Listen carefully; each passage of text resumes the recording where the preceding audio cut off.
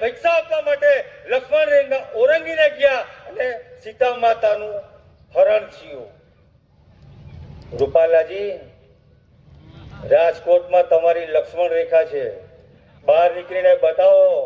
નહીં ત્યારે તો રાજકોટ બહાર નીકળો. અરે રૂપાલાજી, કોઈ રાજપૂત ક્ષત્રિય યુવાનનું કામ નથી. મારી સત્રાણીઓ કાપી છે તમારા માટે. એક હાકલ મારી સત્રાણીઓ જો પાડશે ને, માં કસમ કા નસ ખુલી જાય કા બંધ થઈ જાય. મિત્રો, હું બે હાથ જોડીને વિનંતી કરું છું, આને આ જોમ, આને આ જુસ્સો જાળવી રાખજો. પરિણામ મળશે. આની પાછળ વિધાનસભા આવશે, તાલુકા પંચાયત આવશે, જિલ્લા પંચાયત આવશે, સરપંચની આવશે. ફાફે ચડી જાય. ચાલો, રાજપૂતના હાથમાં છે. ક્ષત્રિયોના હાથે કરશું તે થશે ને થશે. બીજો, હરેક ચૂંટણીઓ આવે આપણે અસ્મિતા સંમેલન રાખવું કેમ પડ્યું? રૂપાલાજી તો શિક્ષક છે. કેમ રૂપાલાજી ઇતિહાસ નતો પડ્યો? રૂપાલાજી તમે નથી પડ્યું કે આજ સુધી રાજપૂત કોઈનો ગુલામ નથી. ને માન આપી પધારેલ ગુજરાત રાજ્ય ડોક્ટર તૃપ્તિબા રાહુલ તથા અન્ય પધારેલ મહેમાનોનું હું પ્રિયાબા ગોહેલ અત્રે પધારેલ સર્વે સમાજના ભાઈ બહેનો તથા વડીલો માતાઓ સર્વેનો ક્ષત્રિય અસ્મિતા મંચ ગોપાલપુરા તરફથી હૃદયના ઉમળકાથી આવકારું છું. જય ભવાની, જય ભવાની. જય માતાજી. હરસિદ્ધિ માતાએ નમઃ. આજ ગોપાલપુરાની આ પાવન ધરતી પર નર્મદાના કિનારે આપ સૌને અહીં આવકારું છું. આજે જ્યારે આપણે ગૌરવવંતી ખમીરવંતા ગુજરાતનો સ્થાપના દિવસ હોય ત્યારે આપ સૌને હું ગુજરાતના સ્થાપના દિવસની હાર્દિક શુભકામના પાઠવું છું. મારી તબિયત થોડી નાદુરસ્ત હતી, પણ મારી ફરજ મારા સમાજ પાસે મારા શરીર કરતાં વધારે છે એ સમજીને આજે હું હાજર રહી છું. તો કદાચ ક્યાંક બોલવામાં આજે મારો અવાજ ઢીલો પડે તો જરાય એવું ન સમજતા કે તૃપ્તિબાએ પાછી પાની કરી. ખાસ આપણે અહીં હું 2-5 મુદ્દા ટૂંકમાં કહેવા માંગીશ, પણ છતાંય હું ટૂંકમાં કહું છું કે આપણી એક માંગ હતી કે એમની ટિકિટ રદ થાય, કારણ કે એમનું જે સ્ટેટમેન્ટ હતું એ ભારત વર્ષની કોઈ પણ મા દીકરીને દિલ પર લાગે એવી વાત હતી અને જેની માટે એ માફી યોગ્ય ન હતું. હું આ આખા ઘટનાક્રમની સાક્ષી છું. એક પળ પણ એવી નથી કે જે બંધ બારણે બેઠક થઈ જેમાં હું હાજર નહોતી અને જાહેર સભા થઈ ત્યારે એમાં હાજર નહોતી. એવી એક પણ સભા ન હતી. વાત જ્યારે રૂપાલા સાહેબની ટિકિટ રદ કરવામાં આવી, અમે બહુ સહજતાથી, કારણ કે અમને એવું હતું કે જ્યારે આપણે હિન્દુત્વની વાત કરીએ છીએ, રામ રાજ્યની વાતશીલ સરકાર છે, અમે મોદી સાહેબને બધા ઉપર મોવડી મંડળને રજૂઆત કરેલી હતી, મળવા માટેની અમે તૈયારી પણ દેખાડેલી અને બધી જ પ્રકારની રજૂઆત કરેલી. લોકશાહી ઢબે આપણે આવેદન આપેલા, છતાં પણ કોઈ જગ્યાએ અમારી માંગને એ લોકોએ ગંભીરતાથી લીધી નહીં. જ્યારે બેઠક થઈ સીએમ હાઉસ પર ત્યારે પણ અમારો એક સૂર હતો, ગીવ એન્ડ ટેકની પણ વાત થઈ કે તમારી જૂની કોઈ માંગ. આજે હું જ્યારે અહીં સ્ટેચ્યુ ઓફ યુનિટીમાં આપણે સરદાર વલ્લભભાઈ પટેલને હું સન્માન આપું છું, માન આપું છું, એ જગ્યા પર જ્યારે હાજર છે, આજે કદાચ 5 વર્ષ પહેલા મેં એવું વિચાર્યું હતું કે 5 વર્ષ હું પહેલા જઈશ ત્યારે હું અહીંયા આપણા રજવાડાનું મ્યુઝિયમ પણ જોઈશ. પણ દુઃખની વાત કે તલગારાના ખેલથી રાજી થઈને આપણા બાપદાદાઓ જેટલી જમીન આપી દેતા ને એનાથી પણ ઓછી જમીન આપણા રજવાડાના મ્યુઝિયમ માટે સરકારે ફાળવેલી છે. ક્યાંથી લખશો તમે અમારા ઇતિહાસની ગાથા એટલી ઓછી જગ્યામાં? આજે આપણે રાજપીપળા સ્ટેટની જે જગ્યાએ છીએ, આપ સૌને ખ્યાલ છે કે એનાથી તો વધારે જમીનમાં રાજપીપળાના સ્ટેટ પરિવારની જે મિલકતો છે ત્યાં સરકારી કચેરીઓ બનેલી છે. એટલે આપણે જે આપ્યું છે ને એના સામે તો એ કંઈ પણ આપણને આપી જ નહીં શકે. એટલે આમાં ગીવ એન્ડ ટેકની કોઈ વાત જ નહોતી. આવી રજૂઆત અમે ત્યાં સીએમ હાઉસ પર પણ કરેલી હતી. અમને ઇનડાયરેક્ટ રીતે બધી જ રીતે ક્યાંક ને ક્યાંક અમારો અવાજ નીચો બેસે, આપને અમારી પર અવિશ્વાસ ઊભો થાય, સંકલન સમિતિ પર અવિશ્વાસ થાય, એ પણ કરવામાં આવ્યું. હું ઘણા બધા સવાલોના જવાબ દેવામાં નથી માનતી, કારણ કે હું એવું માનું કે જ્યારે આજે હું 90 સંસ્થાનું પ્રતિનિધિત્વ કરતી હોય ત્યારે મારી શબ્દોની મર્યાદા જળવાવી જોઈએ, કારણ કે હું આપ સૌનું પ્રતિનિધિત્વ કરું છું. વધારેલા મહેમાનો તેમજ વાલા મારા પૂજ્ય લોકશાહીમાં તાનાશાહી તો આપણે અત્યાર સુધી ખૂબ જોઈ હતી, પણ આપણા સિંહો સૂતા હતા અને હવે જાગી ગયા છે. કારણ કે રૂપાલાજી આપણા અસ્મિતા ઉપર જે વાર કરી છે એને આપણો એક પણ સિંહ સહન ના કરી શકે. કારણ કે એક સિંહ, એક દીકરા, એક ચક્કર બિલ્લા, સોએ બિચારા, સિંહણ બચ્ચું, એકે હજારા. એટલે આપણો એક દીકરો, એક રૂપા જે યુદ્ધનું જે આદર કર્યો છે એ એકદમ શાંતિપૂર્વકનું યુદ્ધ છે. દરેક દીકરાઓને કહેવામાં આવે છે કે આપણે શાંતિપૂર્વક લડવાનું છે. અને સંકલન સમિતિ ખૂબ આનંદ થાય છે કે વ્હાઈટ શર્ટ અને બ્લેક પેન્ટ, બહેનોને કેસરિયા, ખૂબ માઇક્રો વિરોધ દેખાય અને આ 42 ડિગ્રી તાપમાનમાં પણ આપણને તાપથી બચાવે, આવી ખૂબ સારી રણનીતિ કરે છે સંકલન સમિતિ. મારા સિંહો અને મારી સિંહણો, ભાઈ હવે તારી પણ દયા બી આવે છે અને પ્રેમ બી આવે છે. સમય આગળ નક્કી કરશે, હું કરીશું. આ આપણે જે ભૂમિ ઉપર બેઠા છે, ભૂતકાળમાં એને હેડંબા વન કહેવાતું.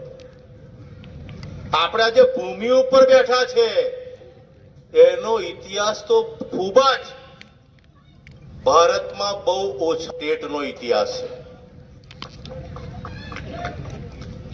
આ સ્ટેટમાં પહેલા નંદ રાજા અને પછી આપ્યા છે. અને બીજી એક વાત કહું, નાદો સ્ટેટ અંગ્રેજોનો ગુલામ નથી બન્યો. આ બહુ ઓછાને ખબર છે. અને આ નાદો સ્ટેટે 21 પેલેસો દાન કર્યા હતા સરકારને. ખાના માટે, શિક્ષણ માટે, આરોગ્ય માટે. ક્ષત્રિય સમાજને સપોર્ટ આપ્યો છે તો અમે એવું નક્કી કરીએ છીએ કે આદિવાસી સમાજ પણ તમને અમે સપોર્ટ આપીએ છીએ. અમને બહુ બધી પીડા થયેલી છે આ લોકોથી. એટલે આપણે જોઈએ કે જેવી રીતે ભારત દેશમાં મહિલા સશક્તિકરણનું જે વાતો કરે છે આ લોકો, એ ખરેખર આશ્ચર્યની વાત છે. આ સરકાર આપણને ખાલી હળવા રસ્તે લાવવાનું જ કામ કરતા હોય છે. એટલે આપણે જો અમારા સમાજમાં જે અન્યાય થયો છે, તમે જોઈ શકો છો મણિપુરની ઘટના, આંસુ આવી જાય એવી મણિપુરની ઘટના કરેલી છે. તમે જોવો થઈ ખુલ્લે આમ નિર્વસ્ત્ર કરીને બહેનોને પરેડ કરાવે છે, આદિવાસી બહેનોને, અને પોતાના ગુપ્ત અંગોને પકડે છે, બરોબર, અને ખુલ્લે આમ બળાત્કાર કરે છે, ખુલ્લે આમ ગોળીબાર કરે છે. એટલે આ બીજેપી સરકારથી આદિવાસી સમાજ ગુસ્સામાં છે જ, પણ અમારે સપોર્ટ જોઈતો હતો તમારો. અને બીજું કે અત્યારે જોઈ શકો છો તમે કે વળી આ શું થયું છે, આદિવાસીઓની જમીન જબરજસ્તીથી છીનવી રહી છે. આદિવાસીઓની બહેનો, જે મહિલાઓ છે, એમને જમીનમાં વિરોધ કરે છે. પકડીને પહાડ પકડીને અને સ્નાન કરતી હોય ત્યાંથી પણ પકડીને આ લોકોને ઘીસીને બગાડ મારે છે. હવે ક્ષત્રિય સમાજને બહેનોને જે રૂપાલાએ જે અભદ્ર વાતો કરી છે એનો ખુલ્લેઆમ અમે વિરોધ કરીએ છીએ. આ નિમ્ન કક્ષાનું એનું નિવેદન છે. બીજું કે અમે આદિવાસી સમાજ, અમારું આદિવાસી ટાઈગર સેના અને આદિવાસી સમાજ આનો સખત વિરોધ કરીએ છીએ. આ ક્ષત્રિય સમાજના આ મહાદેવ અને આ ભવાની સુધી હિન્દુ સંસ્કૃતિને કોઈ બચાવવા માટે અહીંયા ઉપસ્થિત થવાની જરૂર નથી. એમના આશીર્વાદ આપણા બધા ઉપર છે ને આપણે બચાવીને રહીશું. અહીંયા ઉપસ્થિત મારા તમામ વડીલો, ભાઈઓ, બહેનો, માતાઓ અને એમની સાથે આવેલા નાના ભૂલકા બાળકો, જેમનો રમતનો વેકેશનનો સમય ઘરને બદલે આપણી સાથે વિતાવવા માટે અહીંયા આવ્યા છીએ, અને આપણે તમામ લોકો સમાજનું પ્રતિનિધિત્વ કરી એક થઈ અને આ લડત ઉપાડી છે. આ લડત કોઈ પાર્ટી માટેની નથી કે કોઈ પાર્ટીના વિરોધની નથી, પરંતુ આ લડત અહીંયા બેઠેલા અને આ દેશમાં વસતા તમામની અસ્મિતાની લડત છે. કોઈ પાર્ટી હતી જે પાર્ટીએ કદાચ આપણું માન સન્માન ન જાળવ્યું, જે પાર્ટીને મત આવી ગયો એટલે આપણે કોઈ બીજી પાર્ટીને ઊભી કરી. મેં તો સાંભળ્યું કોઈ એવું કે આ ગુજરાત મેં બનાવ્યું. એને હું ખાલી એટલું કહેવા માંગીશ કે આ ગુજરાત પેલા તમામ ભાઈઓ બહેનો છે એણે બનાવ્યું છે. કોઈ વ્યક્તિએ નથી બનાવ્યું, કોઈ પાર્ટીએ નથી બનાવ્યું. આજે 1 મે ગુજરાત સ્થાપના દિવસ છે, તો આપ સૌને આ ગુજરાત સ્થાપના દિવસ કે જે ગુજરાત આપણે બનાવ્યું છે અને જે ગુજરાત બનાવ્યું હતું એ ગુજરાતમાંથી આ અસ્મિતાને સાચવવા માટે આપણે અમારા આદિવાસી અને એટીએસ તરફથી અમે તમને સમર્થન આપીએ છીએ. જય જોહાર, જય આદિવાસી, જય સંવિધાન. સમાજના જુદા જુદા પ્રતિનિધિઓ આપણા અસ્મિતા સંમેલનને સફળ બનાવવા માટે આપણી વચ્ચે ઉપસ્થિત. શીખ પણ રાજપૂત ક્ષત્રિય ગણાય છે. રાજસ્થાન અને હરિયાણામાં જાટ સમાજ જે છે એ ક્ષત્રિય ગણાય છે. આપણે ત્યાં 80% જે સૈનિકો છે જુદા જુદા ક્ષેત્રના એ ક્ષત્રિય સમાજમાંથી. જાટ, શીખ, ક્ષત્રિય બધાનો સમાવેશ કરું છું. એક મિત્રો, એક જણની જીત લપસી ને 26 સીટ સરકી એ ગાંઠી.